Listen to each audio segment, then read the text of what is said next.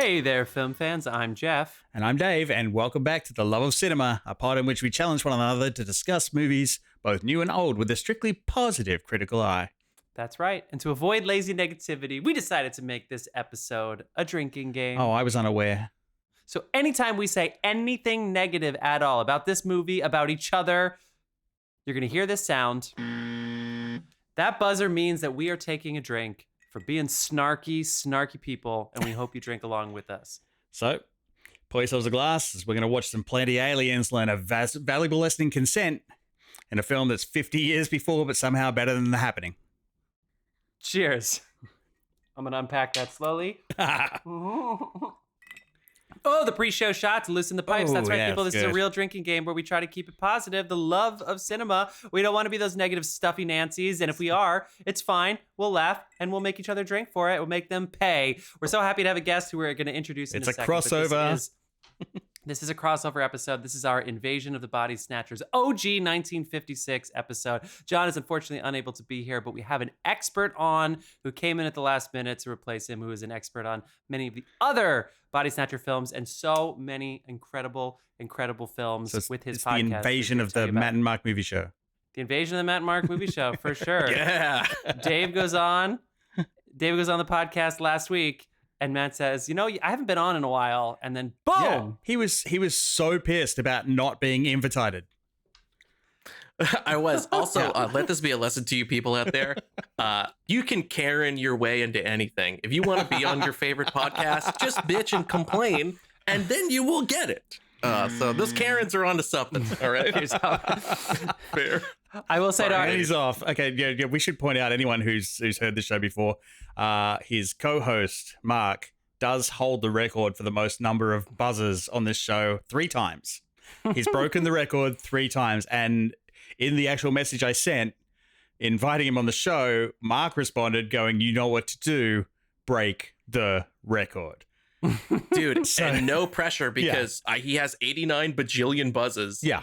And he's been hitting me with that shit on our solo text all week. He's like, you gotta fucking come with the heat, dude. You gotta break. I can't wait. I was like, stop making it a thing. Stop. Just 0 buzzers. You're gonna get 0 buzzers tonight. Just I'm gonna be the nicest guest. Okay. I will say, before I knew who Mark was, you were on our show first. It was during the pandemic, so it was May 2021, and similar to now, where we basically spin a random year generator that Dave has designed for us, and then that year spun 1956. We're talking about Invasion of the Body Snatchers.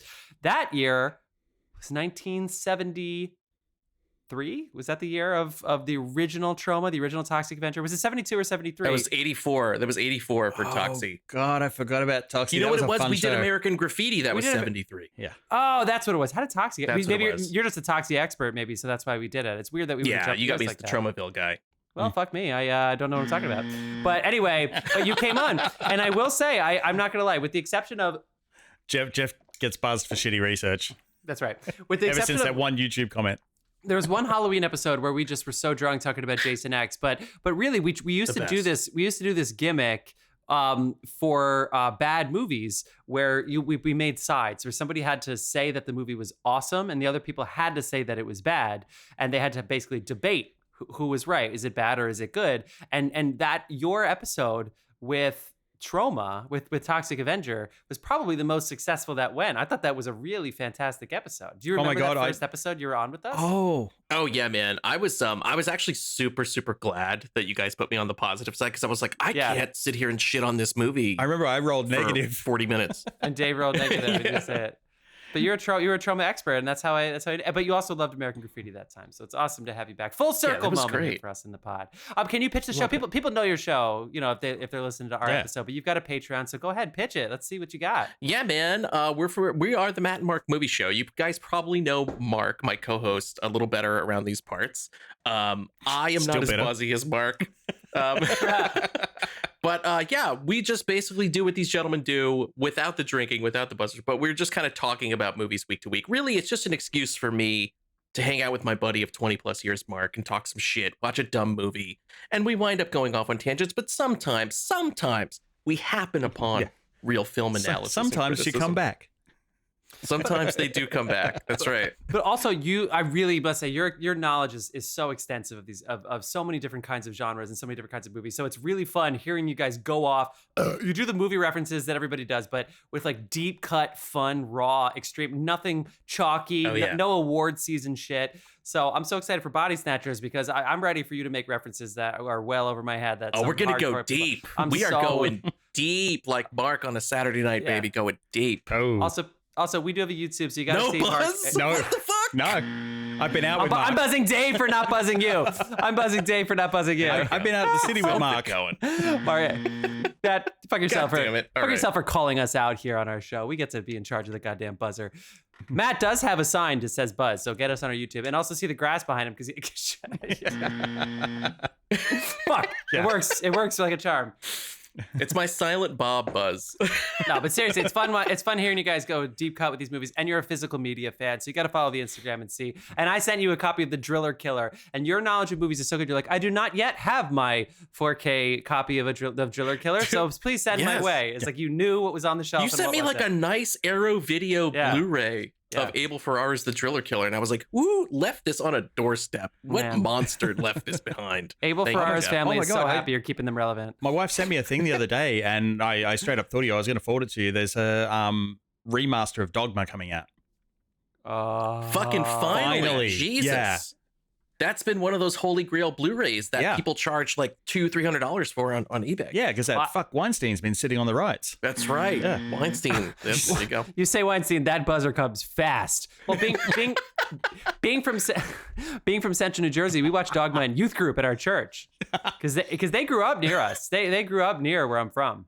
No wonder the ground was shaking. You watch Mallrats and stuff. They filmed in malls near where I grew up. So anyway. We're going to get into our episode, and we'll keep it light. We'll keep it loose. At the end of the episode, we're going to talk about what you've been watching. I'm ready to hear Matt talk about a whole bunch of shit. Matt's shit is so good that his co-host went away for a month and came back, and Matt was like, what did you see? And he's like, I just saw all the stuff that you saw because it sounded cool. and Matt was like, slacked off in another country and didn't watch anything other than what I watched. You're like, yeah, you got to bring in some new content for our podcast, Mark. Yeah, man. Come on. Hey, Mark. I thought you liked movies, for Mark. Dude. Okay. Love you, buddy. Proxy Buzz. All right, if you really want to get into our Body Snatchers episode, scoot ahead a couple minutes, check the timestamp below, but we have to do our usual gripes. And again, we're a drinking show, so we do try to get a little loose before we talk about the movies. Gripes is a good opportunity for us to get some shit off our chest, get some drinks in our system before we get into the movie. So again, if you really are itching to get your Body Snatcher, just scoot ahead 4 or 5 minutes. All right. This is not the daily. I'm going to briefly explain the rules to Matt, just so we can tell everyone else what the rules are. He already knows what they are. But basically, you have 60 seconds to say anything you want negative, and you will not get buzzed. But if you go over that 60 seconds, in comes the buzzer. Yeah, we're going to buzz you anyway, but for sure, yeah. Okay. Yeah, please, buzz away. Okay. Who wants to go first? I think...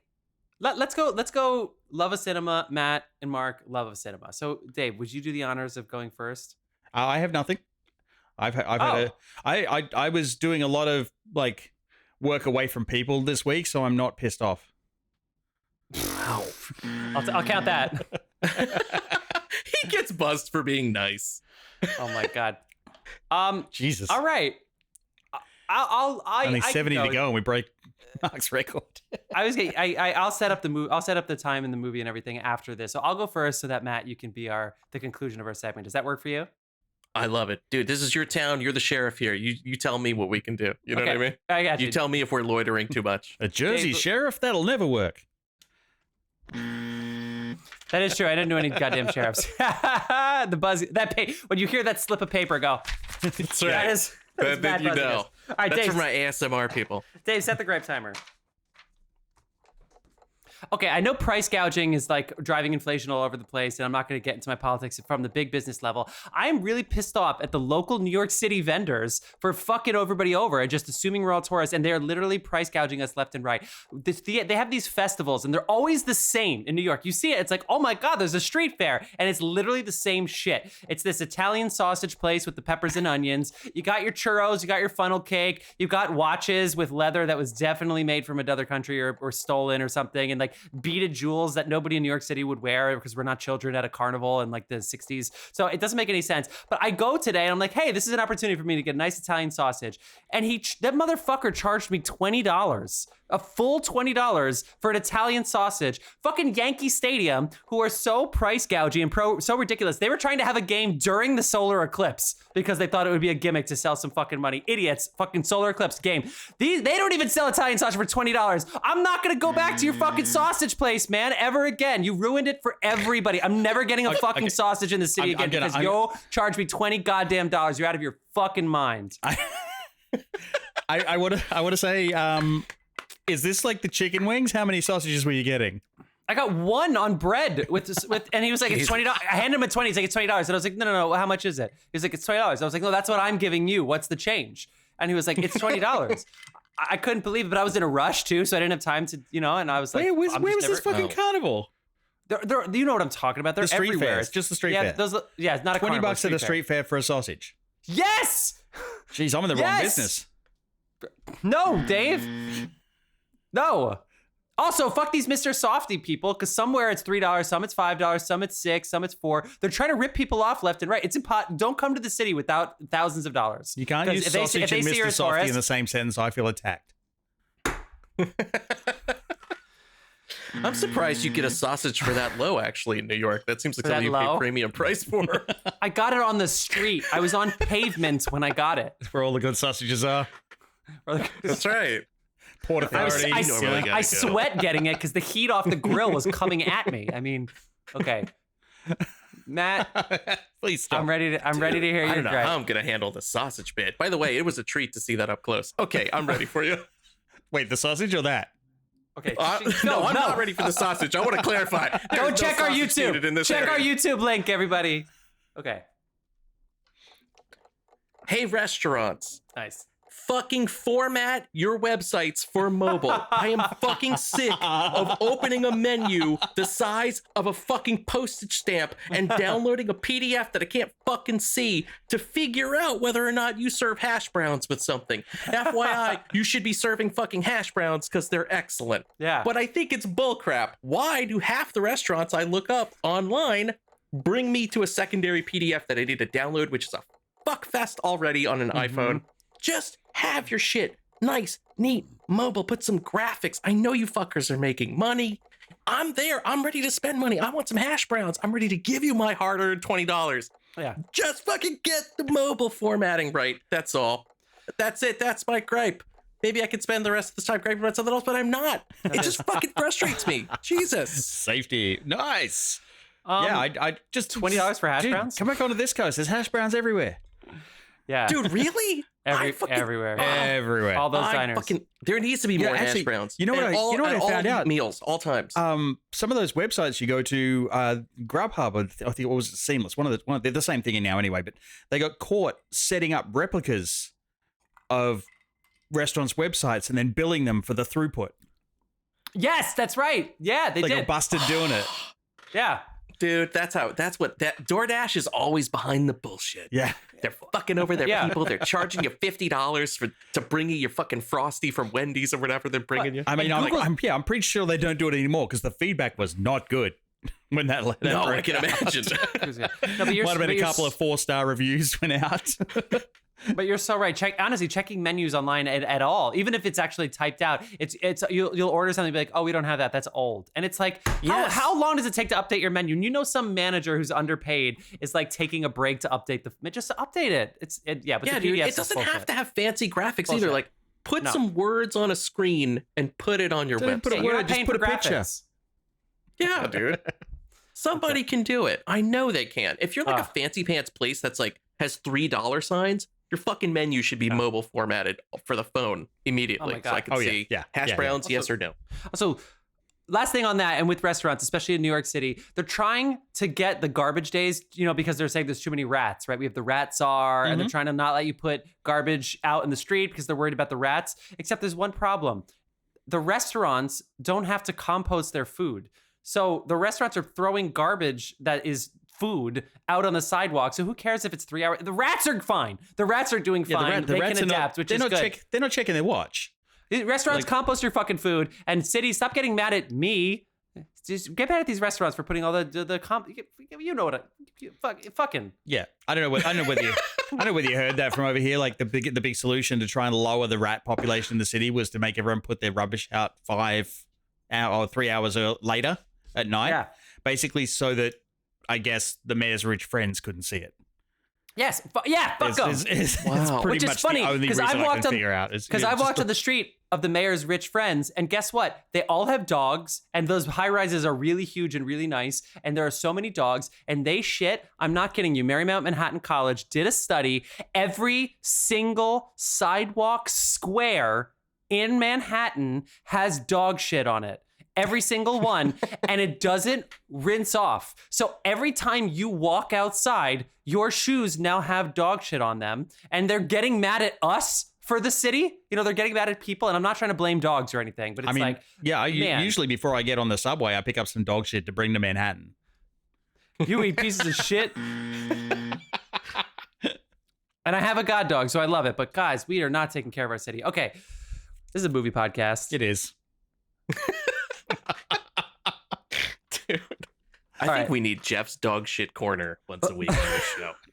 Also, don't wear shoes in your apartments. I'm so sorry, guys. If feet are gross, maybe they smell, but like you can't you can't do it. What fucking savage is wearing shoes inside their apartment? We have a shoe rack by the door. Yeah, actually, dude. And it's That's spring. How you got to do it. In spring, it's my favorite game where you walk around and you're like, are these yellowish brown smudges all over? Is that something from a tree or something from a butthole? Like, it's a really interesting game to play. Well, because you have to look down so you don't step in it. But if you see all these smudges, it's like, I don't know how to avoid this. See, I play it's the tree. I play that at Times Square AMC. Oh my God. All right, people, let's segue into our episode, which, by the way, I believe we're clairvoyant because we had an earthquake in New York City on Friday that actually centered in New Jersey. Right? Mm-hmm. It was really great. Everybody talked about it. I felt it. I was in the middle of the lesson, and a student and I were like, "Oh, you felt that? That must be an earthquake." It was great. I'm sure there's a recording of it, and it was just as thrilling as that. But it really happened. I was pissed that I was on the subway during the aftershock. I got off the subway and I saw the messages. I got the aftershock. Oh, nice. Did anything shake? Yeah. Nice. So I have no gripes about it. It's been it's been covered enough. But like the response, it took the city like 45 minutes to alert us that the ground shook. Like we knew. I mean, we didn't need that. I was also on the toilet, so that was helpful. Wait, that's awesome. Oh, it shook some things loose. It's my first ever. Like I felt some things loose. I felt the tiny one that took out the one that took out Newcastle. I felt that from like 150 miles away in Australia years ago. But this one, that was my first official American earthquake, and I'll remember where I was forever. Wow. Yeah. So will the toilet. So we had an earthquake on Friday. Tomorrow we have the eclipse that I had mentioned. 85% in the city. We don't get the whole total eclipse. It's fine. And today, who's gone plant shopping? And today, Dadu. The body people are coming, dude. And today, we're talking about Invasion of the Body Snatchers. Are we clairvoyant? Is something going on? Is something shifting? We're the Simpsons. Also, Mercury's in retrograde as fuck. And I usually don't care about these kinds of things, but there are power outages happening like crazy. Dude, everywhere. It happened to me on Friday. I was in fucking seeing Monkey Man, and out on the West Coast, in the middle of my screening, power goes out. Has never happened to me before, and I've been going to the movies for my entire life. And they had to like move. Like a lady came in and was like, "Hey, we got to move everybody out." There we go. We're in these blackened theater hallways. There are these like alarm strobes going off, and she's like, "You can get a rain check pass here, whatever." I was like, "Are you going to put the movie back on?" And she goes, "Yeah, when the power comes back." So I waited 20 minutes. I was going to say, the power comes back. And I was like, I want to see the end of Monkey Man. And they were like, okay. And guess what? We lost. We started our screening with like 20 people. 3 people went back to see the ending of Monkey Man. And I was one of them. Nice. Yes. I was like, who are these dummies missing the last 20 minutes of this movie? That's a hero. A local hero. Monkey Man is fantastic, by the way. Go see it. I loved it. Dev Patel, you're a fucking genius. Sweet. He's an action star. He's an action director. It was great. I love the story that he filmed some shit on his iPhone. It's funny though, like that, because normally with those projectors, it's like a 20-minute turnaround to get this fire back up again. It was pretty crazy. Like it was fast, and I even had a bit where I'd never experienced this. the girl was hanging out of the projection room with the fucking window open like it's a goddamn drive-through. And she's like, all right, I'm going to pull the movie up. Hang on. And then here comes a scene, and she paused it like a giant Netflix. And she's like, is that the scene? I was like, no, he was in a kitchen beating up like 20 people. Oh, that's hilarious. She was like, hang on. Wait, she goes back. She's like, is this it? You set the restart? Basically, I set the restart. I was sitting the furthest back. The only other two people who returned went to their original seats, like way up in the front. So it was up to me to relay to her. I was like, we can't just fast forward. I was like, we were in the middle of a very pivotal scene. That's awesome. That's fucking awesome. I love that. I've always wanted to knock on the booth to be like, hey, okay, are we ready to talk about Invasion of the Body Snatchers 1956? Are we ready to do it? Yeah, let's do it. All right. So as we said, we're going to segue into this with me talking about the film year, some context of what was going on in 1956, and then we're going to get into our featured conversation about the film, probably talking about some of the other sequels and remakes, etc. Not just remakes. Okay. They're going to come 1956 in film. So, Matt, we like to start with the basics. What do you think the highest grossing movie that came out in 1956 was? Was it something like Giant or something? Like James Dean? Giant came out number 3rd. Wow, I didn't phrase that at all. Number 3rd. Fuck, the drinks are starting to hit. Fucking say 3. God damn it. God. James Dean didn't die for nothing, so you could say 3rd on your podcast. James Dean received his 2nd posthumous Oscar nomination. The only person to have 2 posthumous Oscar nominations for Giant, which was the 3rd highest grossing film that came out in 1956. Any other guesses? I'll give you a hint. We just celebrated a Christian holiday recently that... Oh, dude, 10 Commandments. Jesus 10 Christ Commandments. Well, they used to put that on every Easter in Australia.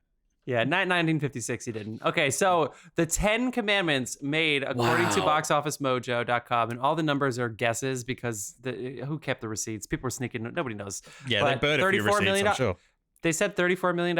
Now, I will say most of this money was actually made in 1957 because this came out about halfway through December in a wide release, or, as close to a wide release as they got. But yes, the 10 Commandments is number 1. Number 2 is actually Around the World in 80 Days, which was your Best Picture Oscar winner at $22 million.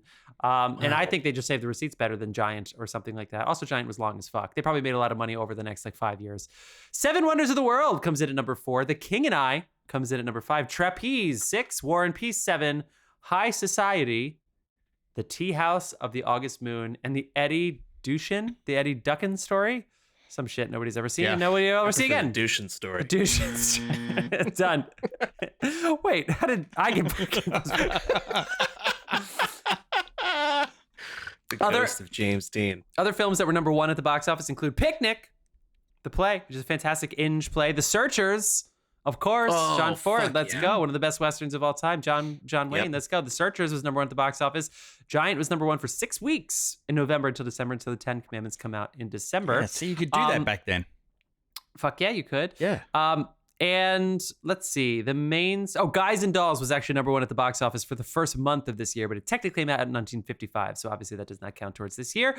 Oscars, Matt, I know you love your Oscars trilogy.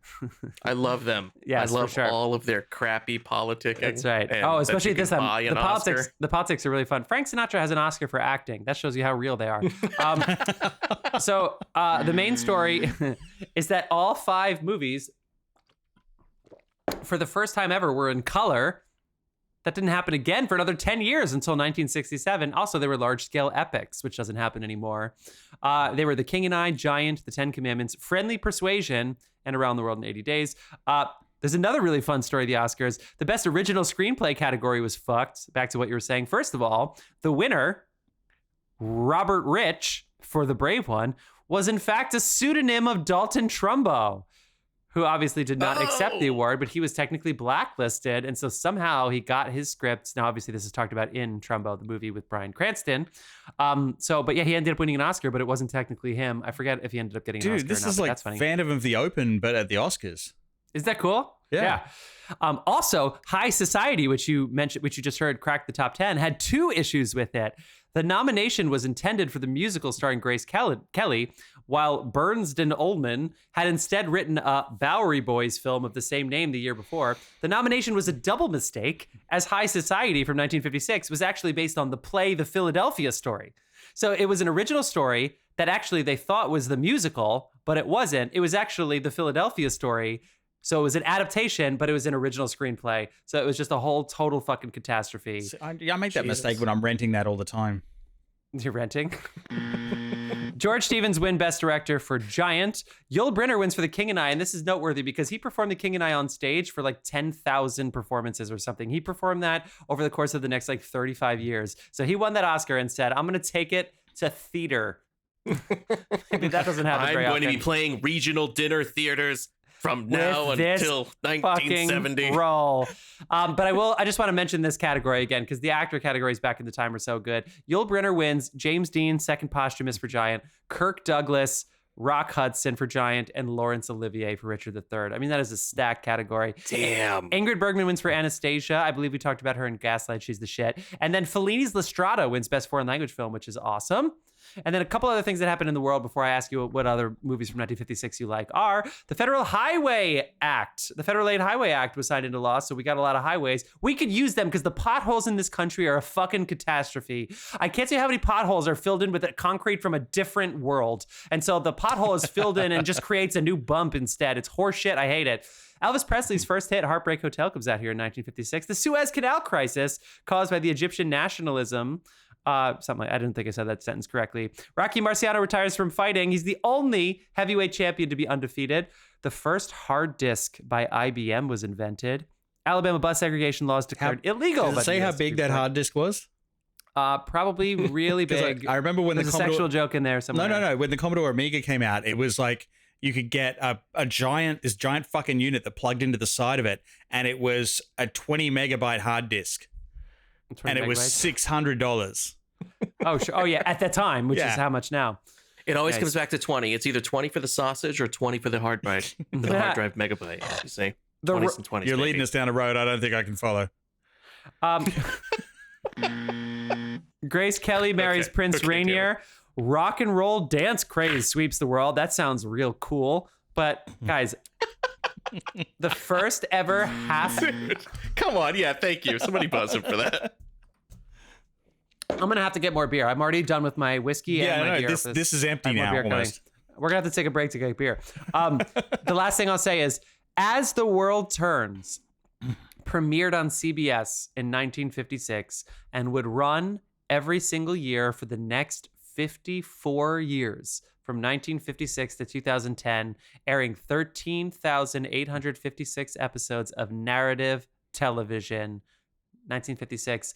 Any other movies from this year that come out? I'm thinking of one that maybe comes to mind for you all that I almost think we should have done a double feature on. But what do you guys think? Any other 1956 movies you know of that stand out? What are you thinking of? I got a shout out Forbidden Planet, dude. I was like, that would be really fun. Yeah. Yeah. Also, I'm also a huge fan of Leslie Nielsen, and especially when he's like super serious. So it's cool to see him as a leading man. Like you get that in a Little Creep Show if you want. You can get that in Forbidden Planet, but he's like a no shit leading man. If you're a Naked Gun fan, have your mind blown and go watch Forbidden Planet. Yeah, Commander Adams. I love with a capital L, Leslie Nielsen. I'm sorry, dude. I drew that out like really hard, but fuck yeah. He deserves it, dude. A lot of musicals and shit. Oklahoma, Man Who Knew Too Much, Moby Dick came out this year. Anyway, I think we can move on. You guys ready to move on? Yeah, let's do this. Invasion of the Body Snatchers, 1956. I'm going to give you the pitch, and then we got some trivia. We're going to talk about our rewatch. This is so available on Prime, as is the 78 version. So it's also on Paramount Plus. You can get it on Paramount Plus too. P+. Check it out. Here we go. Although I just want to point out one thing before we start. I found this on Paramount Plus, so I searched it, and it came up with this wonderful colorized image of the movie, and I'm like, okay, cool. Someone's gone to the trouble of coloring this. I hit play, fucking black and white. Yeah. I was like, why is your hold image color, and then you go into the black and white film? Like I'm expecting the colorized version, which was done in I don't know, like 80 something or whatever. Or no, I think it was the early 90s. Anyway, but why put that there? Put the black and white hold image. That pissed me off. Yeah, I agree. I was also thinking that too when I started the movie, because I thought for sure, I thought it was in color. And I was like, even before I started the movie, I was like, okay, by this point, we've had X amount of movies come out in color. It's a big fucking deal. Jeff just gave you 10 goddamn movies that are all in color. I was like, why are people still making movies in black and white, other than it being a stylistic choice, of course? Well, also the black is and it white, an economic thing at this point? the black and white film was cheaper all round. And That's it. Yeah, that studio that studio is definitely known for like lower budget like features. Okay, yeah, that makes sense. Because I was like, God damn, there are some bits that I'm sure we'll talk about, but I was like, man, that would look so cool in color. Anyway, yeah. All right, I'm gonna give you the IMDb pitch, and then we're just gonna have our conversation. We're gonna talk about it, see where it takes us. The IMDb pitch, I think, is actually pretty decent. Here we go. A small town doctor, who, by the way, is the name Kevin McCarthy, which is not to be confused with the Kevin McCarthy in the news today, who's a piece of goddamn dog shit, and he deserved everything he fucking got. Don't talk about P. Diddy that way. Is that P. Diddy's buddy? Is that P. Diddy? Shut the fuck up. Thank you. That was for Diddy. That was for Diddy? Yeah, pull one out for that. I heard Mo Money, yeah. Mo Problems at a store the other day, and I was like, we're not allowed to play this anymore, guys. Actually, that one, I feel like that's the one. I feel like that's the one that he did to himself, but it checks out. I feel like that scale is shifting for him. It checks out. Yeah, Dave nailed it. That's fucking good. I haven't heard that one yet. The scale is shifting. Oh my god. Okay, here we go.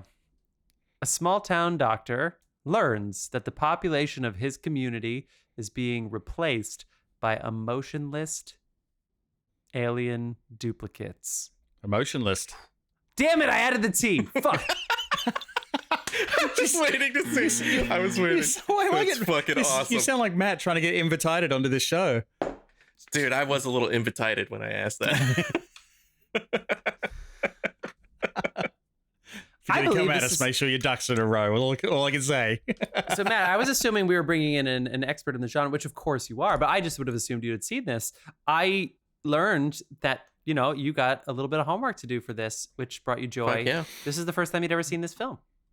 I love coming on any other podcasts when it's a first-time watch for me, and this was the case because I grew up with the 1978 Donald Sutherland version that has that fucking crazy ending. I think if you're a kid of a certain age, you know the ending I'm talking about. I think statute of limitations has passed, but it's the bit where he turns around and he opens his mouth and something, and just the fucking tension in that scene. That is one of the most chilling scenes I've ever seen put on film, I think. It's horrible. Yeah. Especially too, his character's name is Matthew. And I was a kid and I happened to be flipping the channels and I heard a woman say, Matthew, and I stopped. Oh my God. And it was like the lady was talking to me, and then I saw Donald Sutherland do that thing. So that was my first experience. Out of context shit. with that Invasion of the Body Snatchers, scared the bejesus out of me.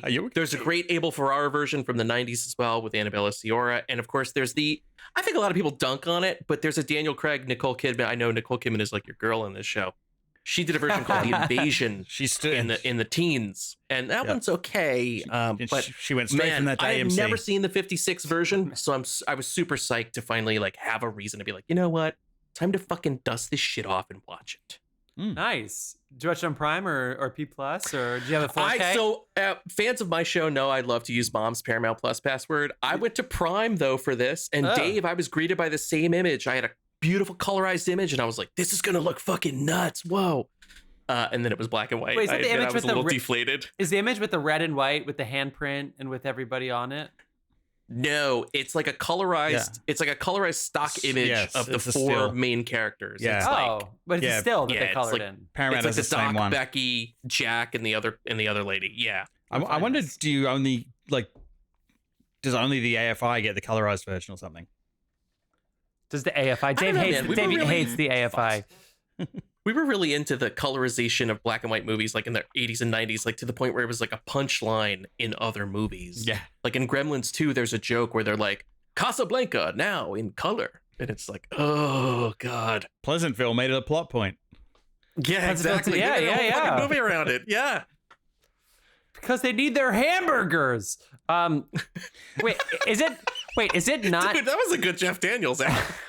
Actually, it was Toby that said it, so maybe not my best, but thank you. Oh, it's Toby, my big. Is this? And then Jeff Daniels like, oh, he just like get to the point. Respond to it. Remember when she masturbates in the tub in that movie? So you guys, this is that is that not the Is that not? I gotta go watch Pleasantville. It's not who you want it to be, Dave. It's not who you want it to be. Okay. No. It's not Reese Witherspoon. It's the oh my god, what the hell is her name? Use? Joan Allen. It's Joan Allen. Joan Allen. Is it Face-Offs? Joan Allen. Oh, I was thinking the Crucible personally, but okay. The thumbnail that I just sent you in the group chat, Yes. is that the one you're talking about? No, that's a poster image. No, That's the image like if you that's go to on Letterboxd Prime. or something. That's on Prime, so I don't. Oh, So if I you see. open it- I see what you're saying. I see. It's like I a see still. it. Yeah, I mean, you get Yeah, it. dude. You get a different thing depending on like what's your browser history look like? Because you get a different image depending on. No. I just found out from the New York Times that private browsing isn't real. So no, That's right. Jeff snatching those bodies. I'm snatching the bodies. Wait, what? No, shut up, everybody. Shut up. I was just trying to get a drink number on the board. Thank you. Mark is going to give me so much shit. Well, we talk. Yeah. Okay. What are we talking about? Invasion of the Body Snatchers. Yeah. So, Oh my god. okay. So Matt, what did you think? I'm going to tell you guys. Come on. You know I'm in the bag. I fucking loved it. Mm-hmm. God, it was cool. And there were a lot of fucking cool things about it. Yeah. And I want to just bring one thing up and get it out of the fucking way so we can all get out of the way. So if there are any horror heads in the audience, we can get this shit out of the way. If you're a fan of Halloween 3, you recognize a lot of things straight off the top of the dome. Santa Mira is the name of the town. It's also the name of the town in Halloween 3. Halloween 3's main character, played by Tom Atkins, is what? A doctor. The main character in this movie is a doctor. Halloween 3, they're turning people into mindless zombies. Guess what? Invasion of the Body Snatchers, that's totally what it's about. Little did we know, Halloween 3 Season of the Witch is a complete homage to this version of Invasion of the Body Snatchers. I was fucking stunned, and I loved it. And immediately I was like, I'm in. I love this. Wait, you made that connection on your own? Yeah, dude. Well, actually, I just rewatched Halloween 3. So it was like very fresh. I was like, that is So the very minute I fresh. saw the sign for Santa Mira, I was like, what the fuck? Yeah, Halloween 3 Started is to, like- Halloween 3 is getting a renaissance at the moment. Everybody's Yeah, raving dude. about it. I just It googled, is. I just googled this and it's everywhere. There's all these the legacy of Invasion of the Body Snatchers by Den of Geek, IMDb, Entertainment.time, Wikipedia. This is another article from Screen Rant. Halloween 3's connection to Invasion of the Body Snatchers explained. Look, Matt.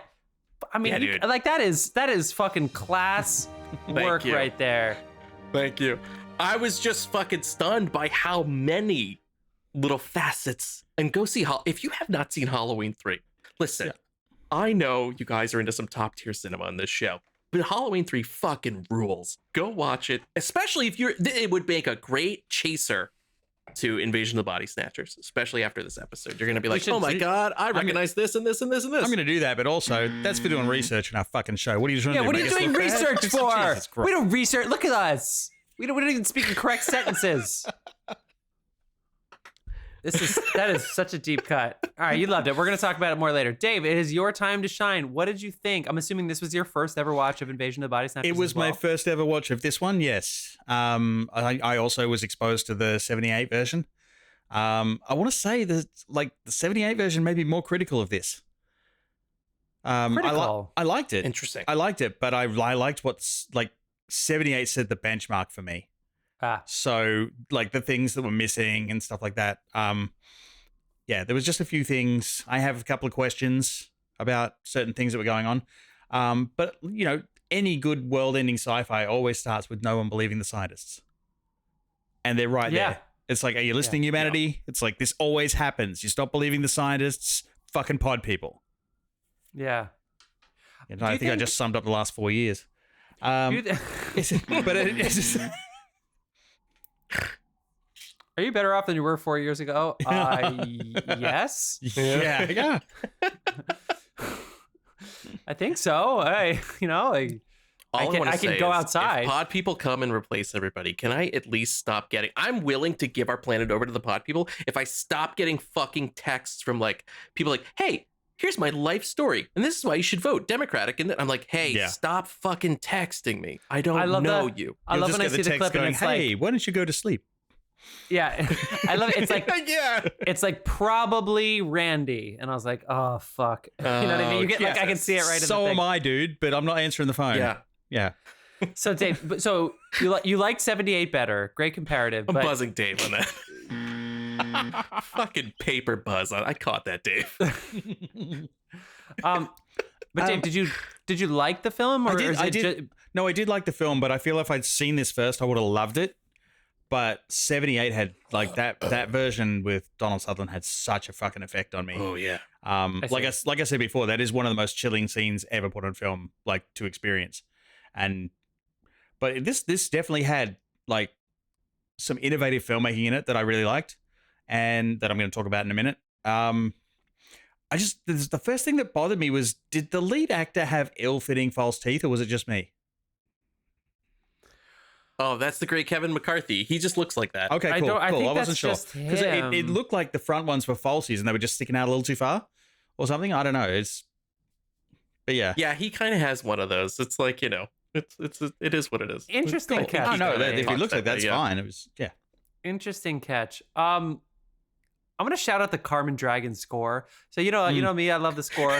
This, first of all, his name's Carmen Dragon, which is just a fucking awesome name. Owns. Yeah. And Owns also, as a and name. you know what I love? I love when the score, like I love when they get their own credit, which in this time period they always come before. So you know if it says 85 minutes, it's not ending at 80 minutes with 5 minutes of credits. It's ending at 85 minutes. Yes. It's gonna say the end out. Yes. So all the credits are up front. When a Carmen Dragon's name comes up, it is a fucking stinger that is like obviously written. He's like, I insist on when my name comes on the screen, this is the chord I'm playing here. But I just love the way they set the tone. So right away I'm sitting there, I'm like, I fucking love it. And I love this, Dave, because they do something interesting where you're right. The 78 version, which I have never seen, but I'm going to assume is scarier, and then it has that more because they know more, you know. So fuck you up I bet you they can push psychologically. the limit. It's way more nightmare fuel. I think Yeah. this one is like a great exercise in like dread, Yeah, and it doesn't really. But 78 has that dread, but it pays off with scares. Right. And you have those big like nightmare moments. like when people are born out of a pod, it looks more like I love Little Shop of Horrors, and it is a horror musical, but it's not horror. It's a fucking musical. You know what I mean? Like it's cool. I was the dentist one time. It was fun. I took the nitrous gas way too seriously. But anyway, bloody method actors. But it's not like I'm not gonna get nightmares over like giant seed looking plants. You know, No, I'm just it not was- gonna do that. It was more about the fact that your neighbor could be replaced and you'd never notice till it was too late. Yes, That was the cool. thing was that the gets me is scary like part. the little kid with his mom. Where Oh, he's yeah. like freaking the fuck out. Yeah. Like, that was some amazing kid acting. That was right. Yeah. The That acting kid performance- broke my fucking heart when he's in the fucking doctor's office and he's like pulling him away and they're trying to give him the pill to sedate him. I was like, Ah. look at this little fucker. Did he Well, grow and up then- to be somebody? And that's Timmy. It's always they always put an E at the end, a Timmy. Oh, yeah. There's always a fucking Becky in these movies. There's always like a Frenchie or a Kitty. You know what I mean? But that kid was like a Timmy, and his dad was Joe. Timmy and Joe, of course. And they're like, how's Joe doing? It's like, he hasn't had the vegetable stand in a while. And it's like that kind of shit with the score. I'm in. And they didn't even try to hide it. Right away, you see the doctor and he's like, you gotta believe me. And then you go back in time. And then there's the voiceover, which is it's basically noir style. But it's like, you already know the future. We know the premise. They're not hiding from it. And so I just kind of loved it. So I was like, okay, so how did this happen? And knowing that it's happened, it has that effect of like seeing a mirror in a horror film. When you're like, something's going to appear in there. And if it doesn't, then that's it too. That's the scare is that it doesn't appear. Now So it's that I like think the about whole movie, I was like that basically. I was like, would've okay, kept where that, is it? I would have kept that vegetable stand open. Dave. Would you have sold pods, Dave? Yeah? Would you have conspired with the Nazis it's too? it's a new kind of Sorry, watermelon. I'm Just watching put the it in new your look. car. I'm watching the new look. Put it in the new look. Anyway, I'm with you, Matt. I mean, the performances are incredible. I love that kid though. And then when you see the guy mowing the lawn, oh my god, I forgot. I wrote. I wrote Uncle his name whatever. down. Uncle. It's Uncle Wilma's Rico, but- Wilma's uncle. But when you see him, and he's basically like, "Hey, it's good weather we're having," you're like, "Okay, something." This guy, you know, like You're like, that guy's fucked Oh up. my god, he nailed it in like 1 second. Yeah. Where you're like, "That's weird." But Well, you know what's that was- cool about this? It's not cool in like the sense like this is a nightmare. Like, come play with us, you know, like play with us forever. It's like if my neighbor did that to me, I'd be like, am I fucked up or is he fucked up? And I think that was it for me. What's it for me is the characters always having to question themselves.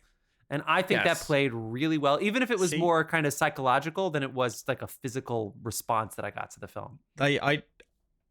That one for me was kind of, I let that go by the wayside. The turning point for me was when everyone was out at 7:45 in the morning, and all of a sudden they just all stopped and turned and walked to the square together. I was so like, good. Fuck that was me. Great. Like that was when I first got that feeling of hopelessness that this, like, you are up against insurmountable odds. Yes. That this film That's is been done before too. That gag has been done before too. Not just the Truman Show. The Truman Show obviously comes to mind with something like that. But like, what is that where everybody does? There's another thing that stole that bit. But that was. I feel like the newer John Wick movies. One of the newer John Wick movies did that bit too, where everybody kind of stops to look at the phone. There's also it's a Stephen King film. What the fuck's it called? The one where they find a spaceship in the woods and it starts. Let me guess. Everybody. I'll just go to Wikipedia and I'll start naming Stephen King books and let's see if we can get there. I can't believe I can't remember the name. All I know if Stephen King's involved, it's going to be Maine. It's going to be children. Children, Maine. Yeah, it is. It is quite close to Derry. Yeah.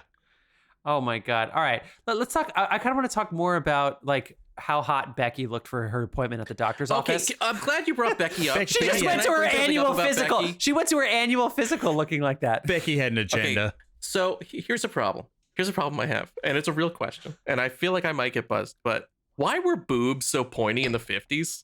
You know what I'm talking about? Fantastic question. Yes.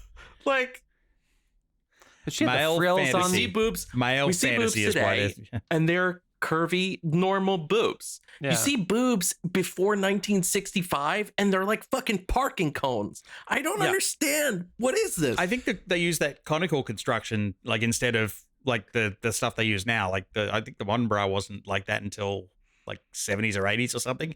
After they burnt all the last ones. Was that when they burned that? That was around the time of The Handmaid's Tale, right? That's when they burned them all. No, it was the 60s, dude. Oh, the Heidi Chronicles. Yeah. Did Jeff buzz himself? Yeah. No, I can do that with my offhand. Oh, there we go.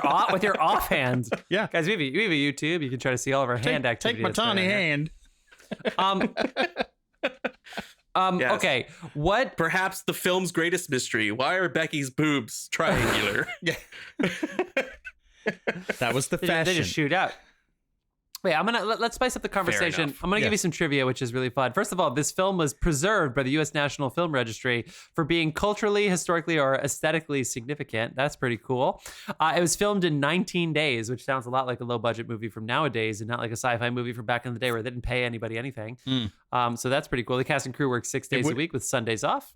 Yeah, and it would have been even shorter except for those night shoots.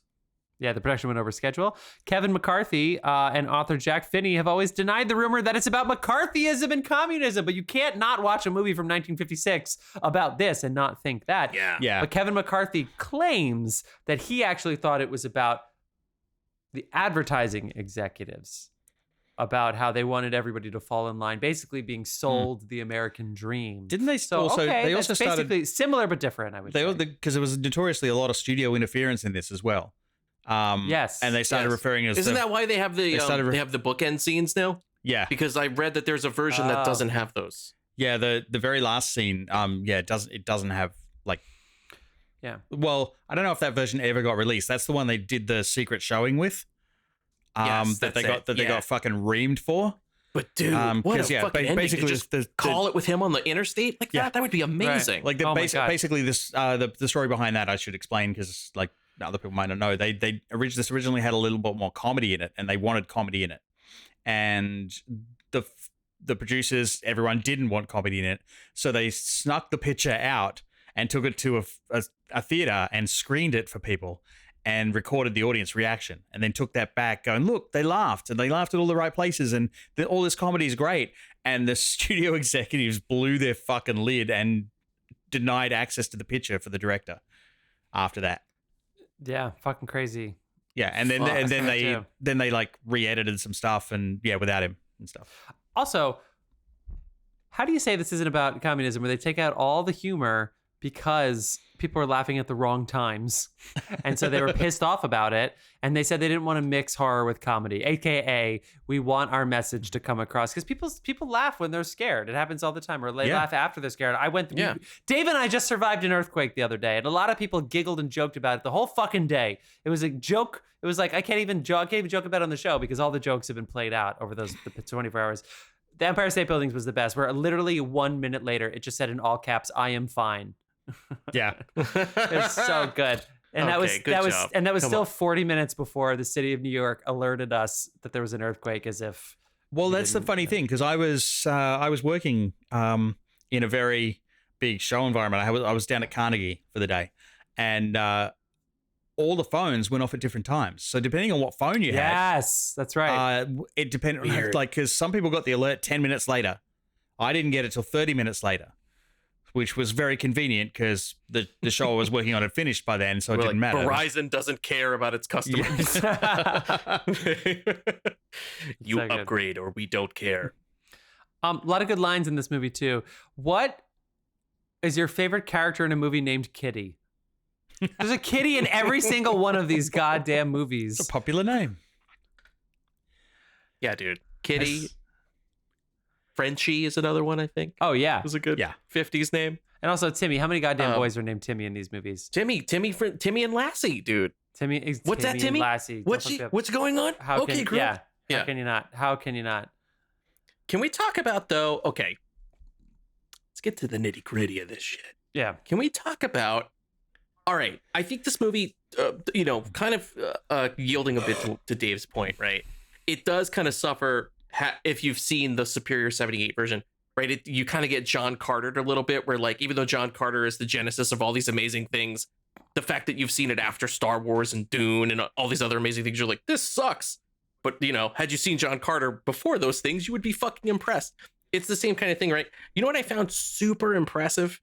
Less the concept, because I was like, clearly there have been so many versions of this and we lampooned it. And I was more impressed with the fact that I kept putting myself into the headspace of an audience member in 1956 watching this. And like, shit, like, okay, the big moment when he's on the highway at the end, there's a moment where he breaks the fourth wall and he's talking directly to the audience. And here's the crazy shit. I started to think about that and I was like, well, nowadays we're used to that, right? Deadpool does it throughout its entire movie. But in 1956, I'm willing to bet it was only happening in comedies, like to wink wink at the audience, like Abbott Costello style. Yeah. So how fucking crazy to bring that idea into a horror movie, and were people who were already, I'm sure, like at a fever pitch with the dread. If that fucking guy turns around, he's like, it's happening right now in your neighborhood, in your theater. Like, did that just freak everybody the fuck out? Like, there were really cool... progressive forward ideas, and I was like, I mean, no one else is doing this shit in 1956. We're talking about a populace that packed their fucking car and ran when War of the Worlds came on. So like it would definitely for sure freak some people out to like have this sort of thing. That scene, by the way, I've seen that a couple of times on like in other horror movies and stuff like that. It's always that scene on the overpass where he's screaming, "You're next, you're next." Like I've seen it inserted in other movies as an homage. So like this thing started a lot. I'm seeing it as one where they're watching the movie, but we don't know it as the audience. And then like you're watching it and then the guy's like, you're next. And then you zoom out and you realize that they're watching this movie. You know what I mean? Where it's like almost like a bait and switch, or it's almost like a gotcha kind of gimmick. Yep. You're 100% right. I don't know what that is. That happens in a lot of movies. They do a bit like that in Matinee. Joe Dante is obsessed with the vision of the Body Snatchers, and they do that same exact bit where the movie within the movie has an homage moment where they're like, it's happening right now, and then you realize it's like it's happening in this theater, and then all the people in the theater freak out. I mean, this started a pop culture reference that is still around today. Fucking pod people. He's a pod person. Pod people. And for the record, if you're on a podcast, you're a fucking pod person. And for the record, though, it's also important to note that this is in good hands because the script is obviously awesome. But Don Siegel, the director of this film, also directed fucking Dirty Harry, one of the most iconic characters of all time, and one of the most iconic posters of all time. Escape from Alcatraz, obviously loved Clint Eastwood. Another banger. And he was definitely an anti-communist, so maybe this isn't about communism. And you also got Coogan's Buff, Stranger on the Run, The Legend of Jesse James. There's some interesting shit that our dude directed. He directed The Killers. I mean, come on, some good shit, and a couple Twilight Zones. I mean, and The Shootist, which I think might be the last John Wayne movie, right? Isn't The Shootist like the last John Wayne movie, like the last Western that he made? Was it the last one? I think so. Isn't The Shootist like his last, like, bye-bye, John Wayne? You've pissed everybody off. You played an Asian guy and you did some things you shouldn't have done. Yeah. Bye-bye. Apparently not nice on set. I don't know. That would make sense because he directed Ronald Reagan. He directed Cassavetes in a movie. He directed Lee Marvin. So it would make total sense that he would direct John Wayne's last movie. Dude, and he directs Sam fucking Peckinpah, who's an actor in this movie. Did you catch that shit? I saw his name in the opening credits and I was like, Sam Peckinpah, like the fucking Wild Bunch? Sam Peckinpah? Turns out he's the fucking meter reader. Yeah. Apparently he was like a dialogue guy on movies for Don Siegel and he showed up.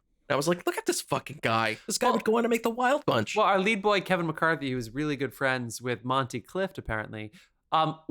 He was in the 78 version, but did he play like a version of himself? Was he a cameo role? How did they end up handling him in that movie? It was mostly just like an on-screen hat tip. He's a guy that runs past Donald Sutherland and the other lady, I forget her name. But it's like a definite moment of like FaceTime where you're like, oh shit, it's him. But he's not playing Dr. whatever. How good did those fingerprints look? Did they just look like 5 smudges on a piece of paper or what? Well, he has no prints, so yeah, that's exactly what it was. Okay, but it was also kind of like... No, you know the ones I like? Like, right at the beginning. I'm not insane. It's like, well, you kind of fucking look insane. Yeah. You look like you haven't slept in days, buddy. You smell like garbage. I can tell from my TV you will smell bad. Yeah, I don't believe you. Like, that's this thing. It's like I kept thinking as a modern audience how they'd interpret some of this dialogue. It's like, it's my cousin. She's got herself a delusion. And I'm like, well, sorry, that's QAnon. There's no cure for stupid. You're like, these broads thinking they can read and vote. She's got delusions. What about one of the jokes that snuck through? It's like, is this your bedside manner? No, that comes later. I'm like, excuse me, sir. This is That's the 50s, so good. the 80s. That was so good. That was zingy. Wait, it was zingy. It was great. Even my wife was like, oh my goodness. Good for you. Yeah. I forget what he says right before the kiss, but it's so absurd. And it's like how many people tried pickup lines like that and they got Me Too'd, and he did it, and it was like the smoothest fucking thing. But my favorite, it's okay, he's a doctor. My favorite line of his is they're like, hey, Becky's coming to town, are you interested? And he goes, my interest in married women is strictly professional. But he says it in the smoothest way imaginable. It's like they are definitely going to do something. It's really fun. I just love how in like older sci-fis, and I guess to an extent some modern horror, people act weird. I love it. He's got a body on the pool table. Oh, I'm just going to invite some friends over and have a drink. And leave the body laying there on the pool table. It's like, I want you to have a look at this. Check this thing out. Call the police. Yeah. No, let's not do that yet. Not just that, the fact that everybody's front door's open and he's able to walk in the middle of the night to grab her and just leave out of the front door. And it's like, nobody's out on the street like, hey, what the fuck? Yeah. Was it intentional that he left Becky to go to sleep, and then he comes back and she won't wake up, and he carries her out the door, and he doesn't think that she might be a pod person? Is that intentional or not? I was like, these guys have... There's a Becky problem. Yeah, I noticed. These guys have said... That could have been smart. It could have been smart, but I couldn't tell if it was smart. That could have been a moment for the switch. But like, if you need the pod person to awaken, right, and then they absorb your memories and shit, right, that's the pod person. Presumably, we're looking at the real Becky, but there's a weird moment of fuckery where they're in the cave later. She dozes off for a second, and magically she's a pod person. Yeah. I was wondering if I missed something. I was like, wait a minute. I kind of misinterpreted that moment as well. I was like, what the fuck? They've like messed with their own mythology. But I fully believe she already was, because in this one, the distinction between pod people and normal people isn't like as grating as it is in the 78 one. I think she was already. It was just waiting for her to go to sleep to like finalize or something. No, he noticed when he kissed her that she had no emotion. There was no return of that kiss. But that was after she woke up from the cave. Yeah, but she was already a pod person at that point. He just hadn't noticed. She was a pod person from the minute he picked her up and took her out of the house. But she wasn't. Oh. But she ran was scared from the, she ran from the pod people. Yeah, she was. This is the thing. This is like everybody plays this game and they watch this movie. It's like, at what point does every main character turn? Which is good. Yeah. It is interesting though, because and no one can agree. If it is about communism, it could be the kind of place where like people don't even realize they are. You know, you could be making, the director and the writers could be making a statement about it, but it was very interesting. But what I would say, the thing that everybody can agree on is, I think we all knew that Becky was gonna be a pod person by the end of it. And so the fact that it is up to interpretation, I actually think is kind of bold. I actually think it's kind of cool that the doctor's the only one left. I actually wish there wasn't a turn at the end, but it is 1956. So I'm glad that they caught it. They were like, the strangest thing happened. These, I don't know, they look like seed pods. And it's like, I kind of wish they didn't do that. But at the same time. So does the director. That was added by the studio. Motherfucking studio. Yeah. Those Madison Avenue motherfuckers. I didn't touch the button that time. He knew he was going to say it. He knew. Guys, we're an audio podcast. You don't have to give away the, you know what I mean? It is a little like watching Elvis like get his applause from the audience. You're like, hey, is he making them applaud? Yeah. What the hell? Yeah. Elvis finishes the song, the camera pans away and pans back before he puts the AK down. Yeah. He's got a fucking gun on him. Before he puts the AK down. I want to talk about I'll get in trouble again for talking about Elvis. Where they're hiding in his office. Yeah. And the pod people are coming to investigate. There's one amazing scare in it. There's like the one scare in the movie where they're hiding up against the door. It's real easy. We see the cop's face appear in the window. That fucking got me. And I love the bit where he was like, I'm going to go around and stab these two guys in the ass with whatever syringes. You go and stab this other guy in the neck or whatever. I actually thought that whole bit was great, but it was like, that was when the movie for me kind of did go a little more like sort of traditional horror and away from its like sort of nice, prissy 50s roots. But fucking baller scene. I loved that scene. I also love the thing I was talking about earlier. I was like, I wish this was in color. Not to be that asshole, but it's like, yes, when you see the pods in the greenhouse initially, not like the fucking body on the pool table, but when you see the pods kind of pop initially and those great like foam puppets are kind of like coming out, that's what I wanted in color, because I bet that looked fucking rad. Yeah. Have you heard the story behind those things? They were actually full body casts of the actors. They encased them and like made full body molds to get around like any nudity restrictions and stuff like that. Action. It was like fucking sea monkeys, man. They just like grew. And as soon as they oxidized. I'm pretty sure it was one of the actress, I think it was claustrophobic. But she's encased in this shit, breathing through a straw so they get the body mold. Apparently some cunning wit knocked on the back of her head and went, okay, we're going to lunch. You're going to be all right? And it warmed my heart that joke was done even back that far. Because we've all done that to someone on a set somewhere. Here, hold this. Don't let go. Okay, lunch. Yeah. I say another thing in the chat, which is hacks. It's like they only colorize like a sweater and like a shirt. It's like those bastards. The pods were cool. Apparently the special effects supervisor had a $30,000 budget or something, and so they were stressed about it. And they got the actors to wear these like nudes, like things to make the things, or maybe they were going to be themselves before they tried to play around with different ideas of it, but they were really worried about these nudity censors at the time, which is understandable, of course, but pretty interesting. There's only one very brief bit of nudity that sneaks through. And it was you watching the film, or was it? Yeah. No, no. When he opens the case in the basement and Becky's in the thing. Buzz, but they shit.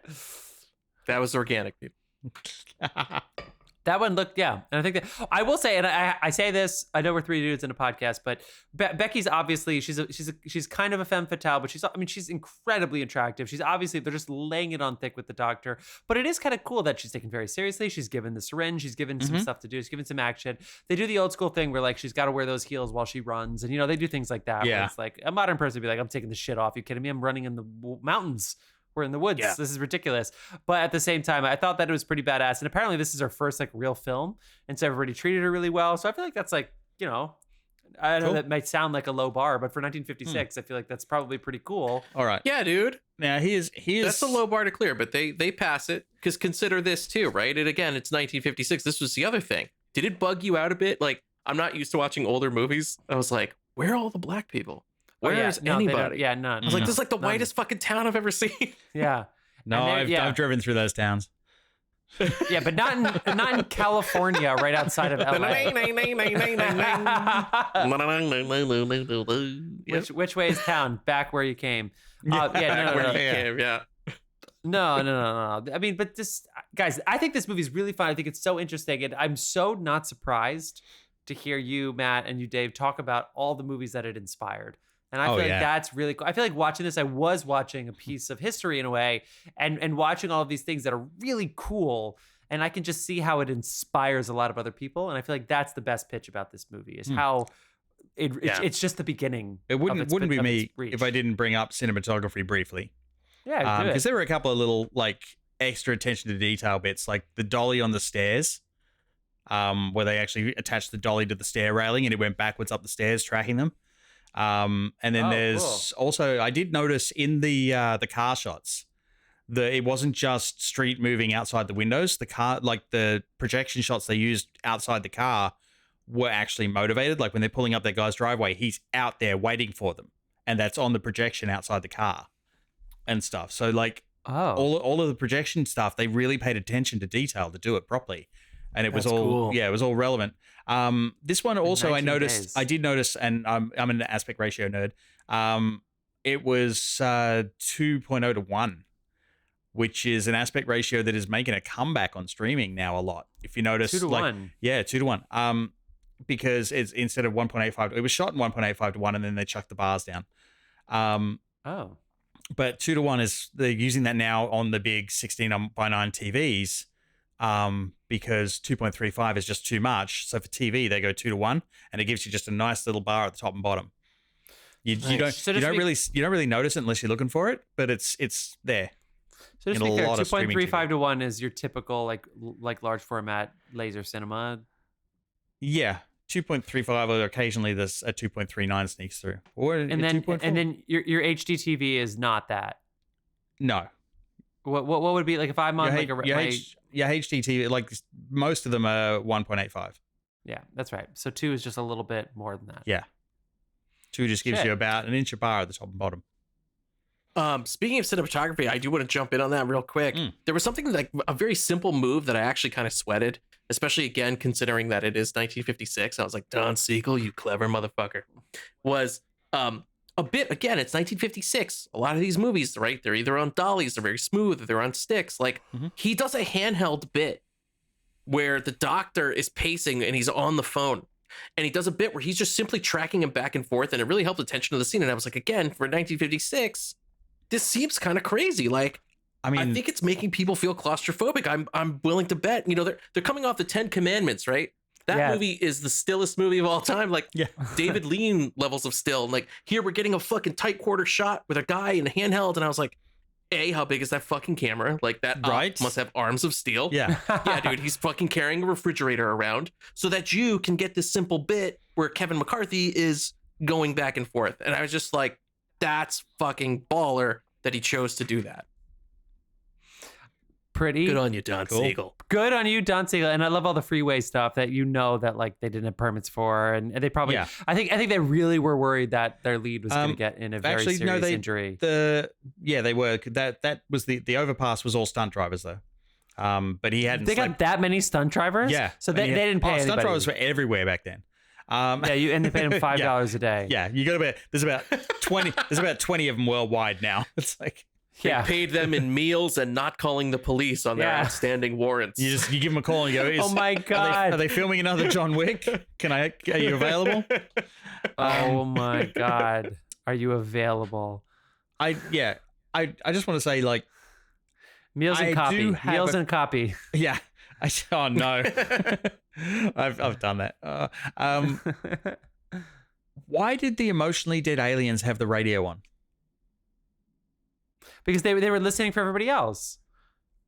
They're listening. That was just a bit where I was like, you know what? I liked it because it was just creepy. It was just atmospheric. It is. But it's a pod farm. Like those guys are already dead as such emotionally. So why are they listening to music?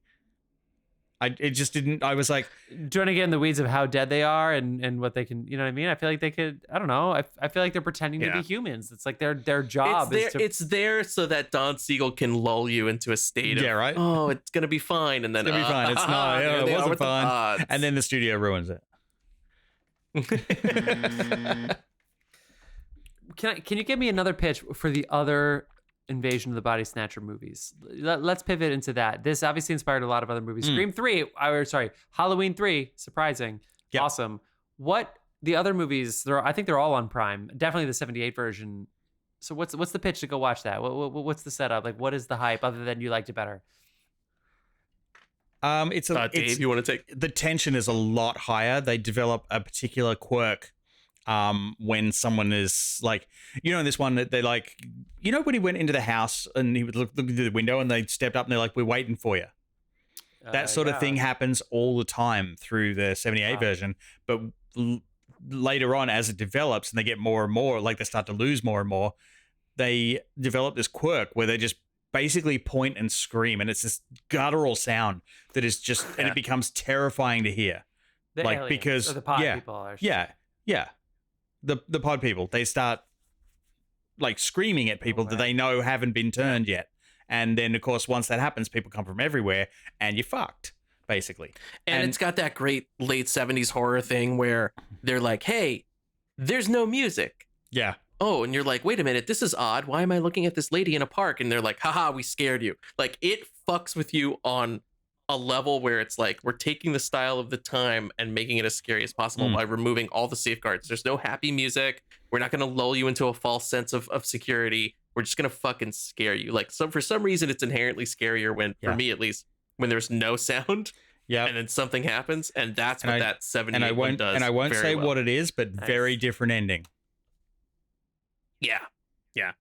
And by the way, the 93 one, I think that's kind of getting like a mini renaissance. Okay, I haven't actually seen that. It's cool in the way of like, it's cool in the way of like, if you want the sort of slick art house A24 version of this before A24, that's what that 93, 94 version is. Oh, cool. I might like that. Which is also Abel Ferrara, and it's just Body Snatchers. Yes. And it's got some great gross out physical effects in that movie. Oh, cool. Especially not just involving the pods, but the pod people themselves, and you sort of see them grow, and it's really cool. Oh, this looks a teenage girl and her father discover alien clones are replicating humans on a remote U.S. military base in Alabama. That is a change. Yes. That's cool. When is the Daniel Craig Nicole Kidman one? I'm assuming that's after they were famous, or is it like an Australia thing? No, it was after they were famous. Yeah, I want to say that was even after Casino Royale. Like, he was James Bond already at that point. There's no one running around going, oh, it's a fucking pod person. Oi, crikey, you got them pods, do you? That was a pretty good accent, but not quite. I can't fucking find it. Does it have a different name? I think it's just called The Invasion. Infamous. Oh my God. It has 5.9 on IMDb. 2007 is the year after Casino Royale. There you go. Yep. Nicole Kidman, Jeremy Northam, Oliver Hirschbiegel. After a Washington, D.C. psychiatrist unearths the origin of an alien epidemic, she also discovers her son might be the only way it can be stopped. And that seems a little Hollywood. That bit right there. But I love the other Hollywood. One. Her best line in that is, oi, that's not me fucking uncle. Wait, Dave, we come here for magic. Okay. They're retiring that. And I swear the Dune one was a new copy, and they're like, what are we doing? You know what? I put a new copy out. That other thing as well that they put in the new Dolby thing that looks spectacular, the new ad for Dolby Vision. It does. I think that the guy who made it was so proud of it, but he didn't. I think if you're going to edit something like that, they should make you watch what you edited for a year. And if you still want to put it out, because we're going to get all 2 minutes of that for the next 12 to 14 months. Yeah. Are we really going to get all 2 minutes? Yeah, and I'm just like, start the fucking movie. I'm here. I know why I'm here. Yeah, dude. I want to throw that same shit out to the guy who cut the Abigail trailer. Jesus Christ. I've seen it. I feel like I've seen the whole fucking movie. Yeah, same. Enough. Oh my God. Yeah. I would have been excited to see that movie. That movie's right up my alley. I have had enough. I've had enough of it. I'm 100% with you. And actually, Angela was like, I feel like I'm going to like that movie. And I was like, yeah. All right. Yeah. All right, people. We can't keep talking about the next Dan Stevens movie, Abigail, co-starring Catherine Newton, who's a fantastic golfer, and Marissa Barrero from Top Gun 2. That would be Abigail movie. Guys, we have to wrap up our Body Snatchers episode here. This is so great. We're going to keep going, of course, with what you've been watching. But Matt, any final thoughts about all of this? And thanks again for stepping in last minute. Anything you want to pitch? Anything you would recommend for people who like this movie and for whatever reason they're still listening to us yap about it and like that they should go to next? But that's not in this canon. Yeah, I mean, like I said, I definitely would say please go watch Halloween 3 Season of the Witch, especially if you have never seen it. I think it makes a great chaser to this movie. I think you could also do, if you want more Kevin McCarthy and you want to see him in his later roles, sure, go watch UHF, the Weird Al Yankovic movie. He plays the bad guy in it. He's fucking great. I love UHF. That's how I grew up knowing who Kevin McCarthy was. So it's fucking bizarre to see him again. Did you say Weird HF? Yes, it's called UHF. Weird HF sounds weird, but it's not Weird. The Daniel Radcliffe movie. It's a different movie. No, it's UHF. It's the actual Weird Al movie, UHF, where he inherits a cable company from his uncle, and Weird Al gets his own channel, and he puts on all these crazy. It's Weird AF programs and stuff. Yes, it is Weird AF. Thank you, Dave. I'm not surprised by that. But yes, do go check out the other Body Snatcher movies. I think if you are gonna go Body Snatchers, go 78, because I think. That if that whets your appetite, then you'll jump. But if you try to go 93 or 2007, you're not gonna. You might not want to watch 78. And 78 is the one you gotta watch. Yeah. On Prime, as we said. All right. Well, we're gonna spin the random year generator right now, so we can let everybody know what year we're gonna talk about next year. But we're not gonna mention the actual movie until the very end of this episode. So, Dave, do you want to go ahead and tease us with the spinning of the wheel? Here we go. Let's see. Up 1900s. Let's see. 1984. Oh. 1984. There was definitely another Indiana Jones movie this year. I believe this is the year of Ghostbusters. Yes, it is. You're in my hood now, bitch. Bitch. Oh my God. Well, John, unfortunately, is not going to be here. So, Matt, you were going to help us choose our movie. You gotta help us out. Okay, you got. Don't worry, audience. I will help you. All right.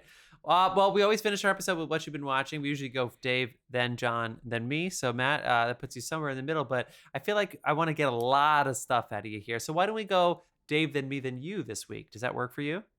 I'm loving it, dude. I'm loving it. Dave, you ready to get us started? Yeah, pretty much what I watched was I finished the last Airbender series on Netflix, the live action one. Yeah?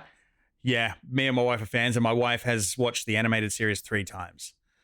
So nice. Yeah, she's all about this. Some of the stuff, some things occasionally, if you found the anime a little slow, things that took 4 episodes take 1 in this season. So they've cut certain things down for time, because obviously it's 8 episodes or whatever instead of 20 per season. And I don't know how many episodes there are, but it's a bloody good adaptation. I will say I actually enjoyed it more than the anime, because anime's not my biggest film strength. Interesting. And what platform is that on? Is that on Hulu? That's Netflix. Of course it is. Of course. Yeah, they're both on Netflix. Okay, great. Nice. So we have 1 episode left of The New Look, which is the World War II drama with Ben Mendelsohn. I gotta say, guys, the French accent I have forgiven at this point. It's not the best accent, but there's a lot of good stuff in the show. I still think it would have been a great 6-episode miniseries on Apple TV Plus. They decided to go for 10. Fine. It is very, very catchy. It's very, very interesting. So that's The New Look, the Coco Chanel Dior, where Ben Mendelsohn plays Christian, and they say Christian every single time. It's different and it's weird. Christian. It's like every single time they say it, it's different. It's really strange. I'm going to make a montage of every time you do this bit. Thank you. Only 1 more week, because we got 1 more episode. Yeah. There's your TikTok for the week, Dave. And then Juliette Binoche plays Coco Chanel. And now we got some Glenn Close in there, Dave. I know you're a Glenn Close fan, so you can't fuck with us too much. Glenn Close is coming in as the editor of... She's only ever lived through one Harper's movie she's been in. I can't remember. And it was... For real, dude. Do the math. And it was it Fatal Attraction? Did she live through that, or did she die? I can't remember. Even in Hook, she dies. Even in Hook, she dies. Yeah, dude. Well, Hook, she was a man. The man in the scorpion guy, wasn't that Glenn Close? In the boo box. So we decided Angela actually bought the miniseries, the 4-episode miniseries, Quiet on Set, the Nickelodeon Me Too movie series, basically. So we recently watched like Going Orange or whatever, Living or whatever the Nickelodeon about. It was like a documentary movie that was like an hour 30. It was about the Orange Years. Is that what it is? The Orange Years. That's right. And it was fun. It was cool. Boy, guys, it's a hard watch. It is. Who would know? Who would have known that multiple people were arrested from trying to pick up little girls on the set of apparently Nickelodeon? Fucking everyone did. Apparently everybody did nothing about it. Yeah. And who would have known that one of their most popular producers had sexual harassment and sexual discrimination lawsuits against him, and they settled and just kept on filming for decades. Yeah. And so people like giving him massages. It's like, anyway, it's very, very, very basically curious. They fucked up. We couldn't stop what they fucked up. Oh my God. They knew they were fucking up while they were fucking up. Is crazy. So we watched that and it was a tough watch for sure, but no new narrative content other than the new look and then that docuseries. And then I watched the first episode of the Steve Martin documentary, which John talked about. And it's just, it's weird and it's interesting. And I'm curious to see part 2, which I imagine is going to be very different. But Steve Martin, what I just didn't really know. And I feel like in an hour and a half, I got a really good picture of Steve Martin as the comedian, everything up until 1980, basically, which is really cool. It's a good hour and a half for everybody. If you give it the hour and a half, it's cool. On to you, Matt. You've seen a lot of shit. Oh, shit. Where do you want to take us today? As we're recording, I have to give a shout out. Last Curb ever is tonight. Oh! And I have been religiously watching, as I'm sure everyone else in the audience has, but I've been keeping up week to week. It's like the one appointment viewing show that I have right now, and I have to say I think this season has been firing on all cylinders. Yeah, I think this is the peak form of Curb. I would put it up there. I would easily put it up there with 1, 3, and 8. I think this is like fucking solid Curb. I'm sad. I don't want Larry to leave. I understand he's got to go, but now I know heard Richard Lewis, rest in peace. I heard a theory that they were going to pull the best practical joke ever and do the Seinfeld ending. It's looking that way. They've been leading up to him going to prison, and it's looking like we're gonna maybe get a reprise of the Seinfeld ending. I hope he has something else up his sleeve. And then it'll cut to black. Yeah, dude. Yeah, he knows everybody's waiting for it. Yeah. So I just want to say he loves to push buttons. Dude, this new season of Curb, the last few new seasons, I don't think were that great. This one is it feels like classic Larry. It is so goddamn good. So yeah, outside of Larry, like I said at the top of the show, I enjoyed Monkey Man a lot. Wow, I really liked it a lot. I might see that this week. Worth a trip to the theater. Yeah. So kinetic, violent. It reminded me. I know a lot of people were like, "This movie is like Old Boy," or "This movie's like Kill Bill." It reminded me a lot of The Raid. Oh shit! It's got that style of violence and fighting where everything feels super aggressive, high tension, high stakes. It's bloody as fuck. I'm actually super impressed with Dev Patel as a director, but also as an actor, because he pulls off he's an action star now, in my opinion. This guy could do it. Loved Monkey Man. Another new movie that I want to talk about that I think, or it's new for me, that I enjoyed quite a bit was Marlowe. Have you guys seen Marlowe? Marlowe is a Liam Neeson movie where he plays Philip Marlowe. It's on Amazon Prime right now. It's directed by Neil Jordan. So here's how this happened, dude. Mark and I were joking about it and kind of making fun of it. We were like, look at you, you're going to fall asleep and snore through your fucking CPAP machine to Marlowe. Your CPAP machine. Little did we know, Marlowe is like a secret banger. It's awesome. It's Liam Neeson taking shit seriously. He plays like a very cool, usually it's the character Philip Marlowe from like The Big Sleep. Elliot Gould played him in The Long Goodbye. Sure. It's cool to see this version of him because here he's like a super straight edge, like straight eagle Liam Neeson kind of guy. And there's some fighting in there, but mostly he's just a good PI. I kind of forgot. It's fun to just watch Liam Neeson act and not punch anybody. He's good. So Marlowe, it's got some great cast too. John Huston, Adebisi from Oz is in it, for my Oz people. Daniela, whatever her name is from the new Roadhouse, she's in it too. It's fucking awesome.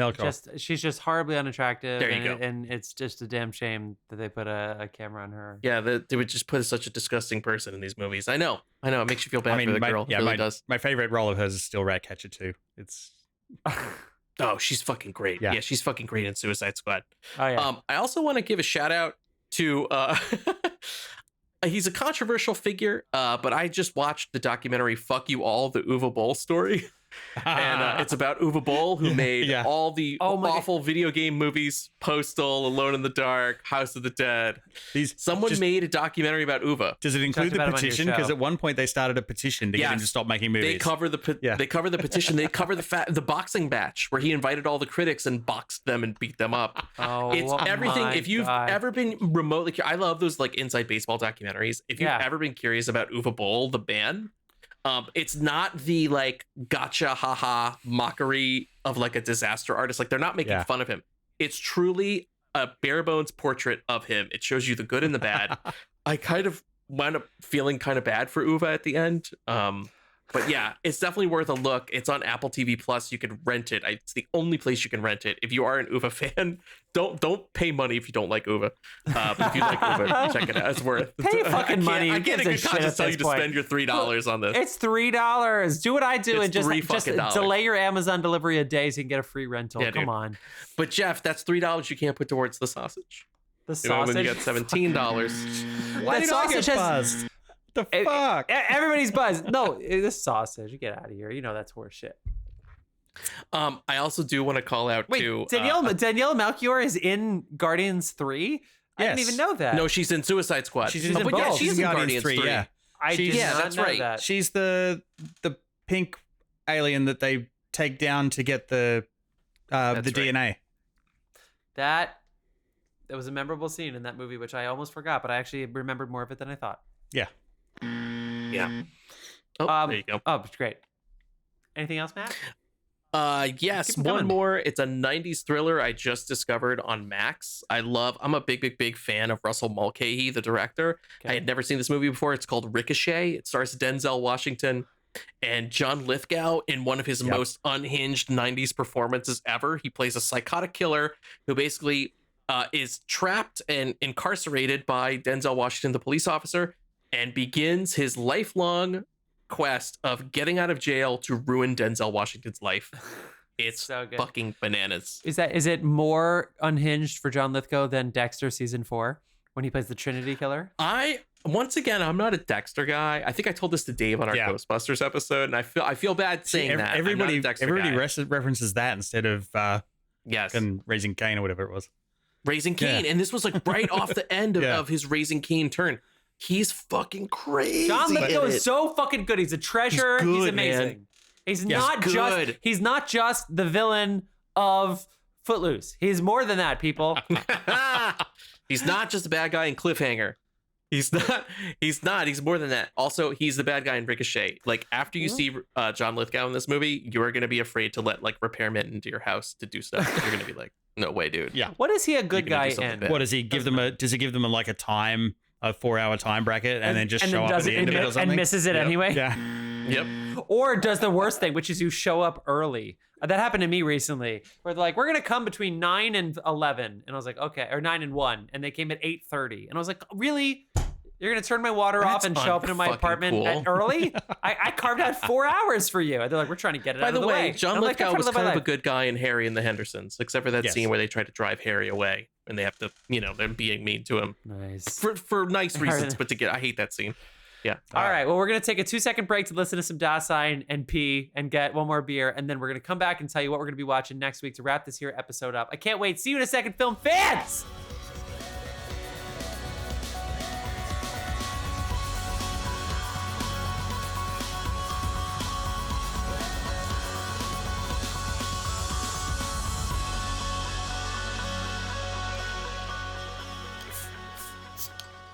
And we're back. And we're back. Matt, thank you so much for bringing out your Dune bucket to show us. You're welcome. I didn't think that I was going to be able to again, but I'm glad I could. You thought 78 Invasions of the Body Snatchers was terrifying.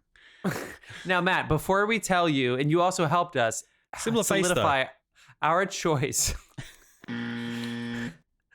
Our choice for the film we're going to be talking about from the film year 1984, which is an unbelievable film year. So many incredible films came out in 1984. we have to give you the award, Matt, for outstanding supporting co-host here at the Love of Cinema Oscars, because you helped our co-host Dave get 35 buzzes on this episode.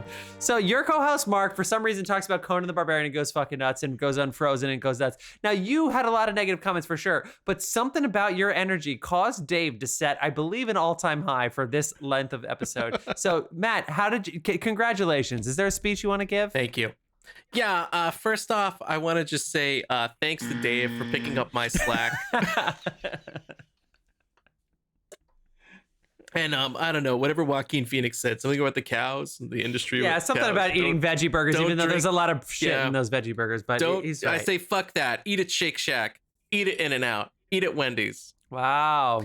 And live Moss, people. I want you all to live Moss. Also, I believe from the beginning of the episode, you talked about hash browns a lot. So eat your hash browns, people. If you have access to them, a lot of hash there's somebody browns out there really wishing they could get hash browns from a PDF menu on Google. So get your Egg McMuffin, put the hash brown inside it. There's many cardiologists out there can't afford to extend their house. So yeah, eat those hash browns and extend their house. 36 buzzes for Dave. People, we are going to be talking about Paris, Texas next week. That is the Palme d'Or winning film, Paris, Texas. We cannot wait, but also to talk about the year 1984, which is so incredible. Ghostbusters, Terminator, Karate Kid, Gremlins, Temple of Doom, 16 Candles, Beverly Hills Cop, fucking Footloose, Splash, The Neverending Story, Police Academy, Revenge of the Nerds, Romancing the Stone. We're going to tell you about all of them next week and then talk about Paris, Texas. Matt, thank you again. Everybody listen to the Matt and Mark movie show. Join them on Patreon, like me, a patron who pays monthly merchandise so that they where can... the real money from the podcast is made. Yes, so I can get all the stickers in the world for sure. Anything you want to say before we go, Matt, our guest? Thank you, gentlemen. This was a blast. Dave, thanks for picking up the slack on the buzzes. I'm fucking scared to say anything now. Guys. Yeah, man. Thanks. You know, that's it. That's all I got. That's all I got, guys. Dave, any final words? No, I'm fucking scared. See you next week, film fans.